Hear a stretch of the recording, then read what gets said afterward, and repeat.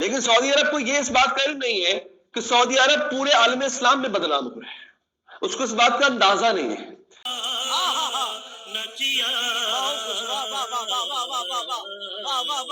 اس طرح کے ایونٹس منعقد کر کے یہ تاثر دینے کی کوشش کی جا رہی ہے کہ سعودی عربیہ روشن خیالی کی طرف بڑھ رہا ہے۔ مکہ مدینہ منورہ کے اندر سینما کھل رہے ہیں، مسلمانوں کو حج اور عمرے کی اجازت نہیں ہے لیکن سینما کھولے جا رہے ہیں۔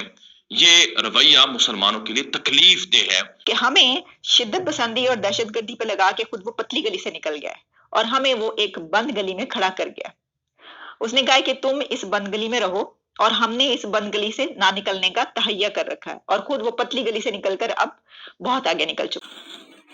آپ نے سب سے پہلے گھبرانا نہیں ہے کہ تھوڑا سا پلیز ہمیں گھبرا لینے دیں۔ ٹھیک ہے جی مفتی صاحب جی بہت نازک صورتحال ہے۔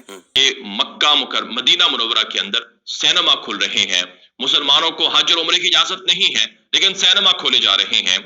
یہ رویہ مسلمانوں کے لیے تکلیف دہ ہے، لہٰذا مسلمانوں کو اس حوالے سے آواز اٹھانی چاہیے اور غلامی سے باہر نکلنا چاہیے، سینہ تان کر بات کرنی چاہیے کہ مکہ اور مدینہ یہ آپ کی جائیداد نہیں ہے، یہ وراثت نہیں ہے، یہ مسلمانوں کا مقدس ترین اجتماعی ورثہ ہے۔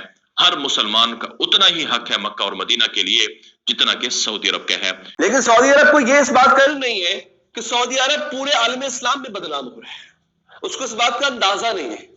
یعنی وہ ملک جس ملک میں آقا صلی اللہ علیہ وآلہ وسلم کی روزے کی جالی کو ہاتھ لگانے پہ شرطہ ڈنڈا مارتا ہے اور کہتا ہے بدعہ، وہاں پہ یہ گناہ ہو سکتا ہے۔ سعودی عربیہ ہے، ویسے اس پہ ہمیں شکایت بھی تھوڑی کرنی چاہیے۔ بھائی سعودی عربیہ ہے جو ہمیں شدت پسندی میں لگا کر کئی مرتبہ اس طرح کی باتیں ہوئیں کہ جی سعودی عربیہ سے فنڈنگ آتی ہے، خاص طور پر جب ہم شیعوں کی بات کرتے ہیں۔ اس طرح بہت سارے گروپس ایسے ہیں کہ ان کے خلاف جو دہشت گردی ہوتی ہے، جو شدت پسندی ہوتی ہے شیعوں کے خلاف یہاں پر، وہ وہاں سے فنڈنگ آتی ہے، وہاں سے کروائی جاتی ہے، اور اس کے علاوہ اور بہت سارے جو ہیں یہ سب ایسی باتیں کی جاتی نہیں۔ تو کہنے کا مقصد یہ ہے کہ ہمیں شدت پسندی اور دہشت گردی پہ لگا کے خود وہ پتلی گلی سے نکل گیا ہے اور ہمیں وہ ایک بند گلی میں کھڑا کر گیا۔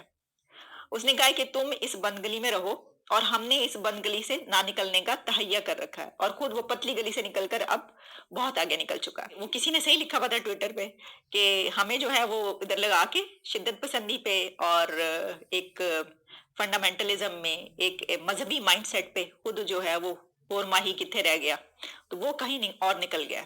ہم پاکستانی کوئی دودھ کے دھلے ہوئے نہیں ہوتے، ہمیں بھی عیاشی کا بڑا شوق ہے، ہمارا بھی بڑا دل کرتا ہے ہمارے ملک میں عیاشی کے اڈے ہوں، تو یہ منافقت کا چہرہ تو میں اپنے اوپر پہنوں گا نہیں۔ ہاں پرابلم صرف اس چیز سے ہے، پھر حجاز مقدس کا جو انتظام ہے آپ باقی ملکوں کو دے دیں، آپ نے اگر یہ کام کرنا آپ کریں۔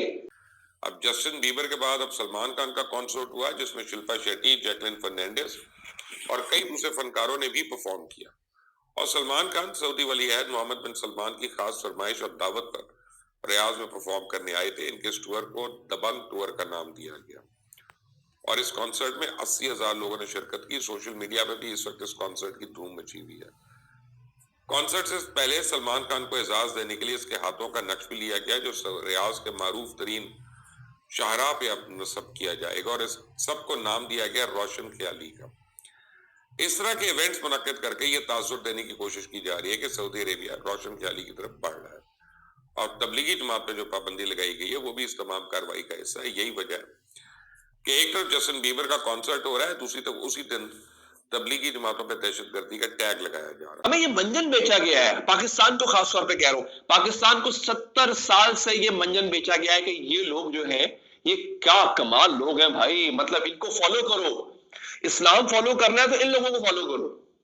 یہ دیکھیں یہ کتنے ترسے ہوئے تھے کانسرٹس کے لیے، اس وقت آپ ہجوم دیکھیں، تصویریں دیکھتے جائیں اور آپ حیران رہتے جائیں کہ کس قدر ہجوم ہے اس کانسرٹ میں۔